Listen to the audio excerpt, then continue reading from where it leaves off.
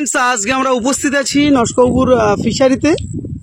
আপনাদেরকে কথা দিয়েছিলাম যে 65 দিনের মাথায় আমরা কিন্তু মেল জেন্ডার এবং ফিমেল জেন্ডার আপনাদের কাছে তুলে ধরবো, কিভাবে চিহ্নিত করতে হয়, কিভাবে চিনতে হয়, এবং মনোসেক্স তেলাপিয়ার জগতে যে এইরকমভাবে ভিডিওগ্রাফি করে তুলে ধরা হয় এবং তার প্রমাণস্বরূপ আজকে সেগুলো নিজের চোখে চাক্ষুষ করার জন্য কিন্তু আজকে বিভিন্ন প্রান্ত থেকে আজকে অনেক মানুষ এখানে উপস্থিত হয়েছেন। তারা প্রত্যেকেই দেখেছেন, তার অনেকগুলো ভিডিও আমরা রেখেছি।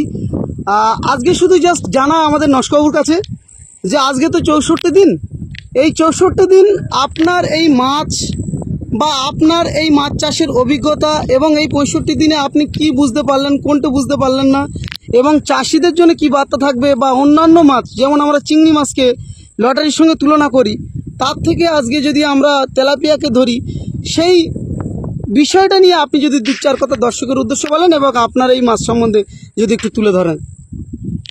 নমস্কার সবাইকে, ভালোবাসা এবং শ্রদ্ধা জানিয়ে কিছু কথা বলছি।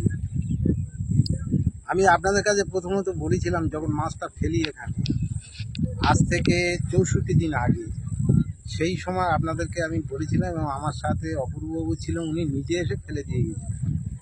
আমি আবারও বলছি, না বললে অসমাপ্ত থেকে যায়, আমার এই চাষে আসার মূল কারিগর হচ্ছে সুনীলবাবু এবং অপূর্ববাবু। কারণ আমি ওনাকে প্রাথমিক পর্যায়ে বিশ্বাস করিনি যে তেলাপিয়া মানে সর্বনাশী জিনিস।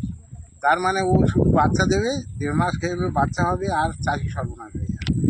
ওনারা যখন এসে আমার কাছে বলে আমি তো বিশ্বাসই করতে চাই, কিন্তু তারপরে যখন আমি ফেললাম, তারপরে অপূর্ব আমাকে লিখে দিয়ে গিয়েছে যে 10 দিন অন্তর এই গ্রোথ হবে। আজ 64 দিন, 64 দিনের মাথায় উনি বলেছিলেন আমাকে, আজ থেকে 4 দিন আগে আমি যখন মাপি মাছটা, তখন উনি বলে দিয়েছিলেন মানে 60 দিনের মাথায়, তখন উনি বলে দিয়েছেন এই গ্রোথ হবে।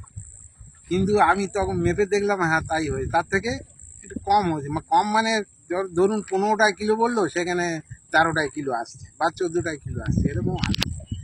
এবং আজকে 64 দিনের মাথা দাঁড়িয়ে যা অবস্থা, এবং আমি আজকে সব থেকে ভালো লাগলো এইটাই যে ওই তেলাপিয়া মাছের যেটা মনোসেক্স তেলাপিয়া যেটা বলে মেল এবং ফিমেল, এই যে আমি আদৌ আগেই জানতাম না, কিন্তু আজকের অপূর্বর কাছে জেনে নিলাম যে মনোসেক্স কাকে বলে।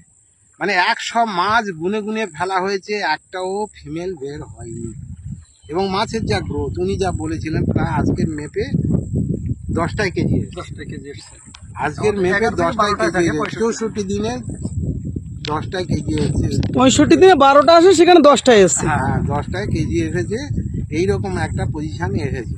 এবং আমি দেখছি যাতে যে উনি যেটা বলেছিলেন সত্যি সেটা হচ্ছে, এবং আগামী দিনে যে সর্বনাশ আমার হয়েছে তার থেকে এখন আজকের ডেটে দাঁড়িয়ে আমার মনে হচ্ছে আমি ওখান থেকে বেরিয়ে আসতে পারবো। মানে বিগত দিনে যে লস আমার হয়েছে, সাংঘাতিক লস, মানে সেই লসের হাত থেকে ওনাদের সহযোগিতা এবং ওনাদের সাহায্যের উপর এবং ওনাদের পরামর্শের উপর দাঁড়িয়ে ভালো জায়গায় বেরিয়ে আসতে পারবো, ঈশ্বরের কাছে প্রার্থনা করি।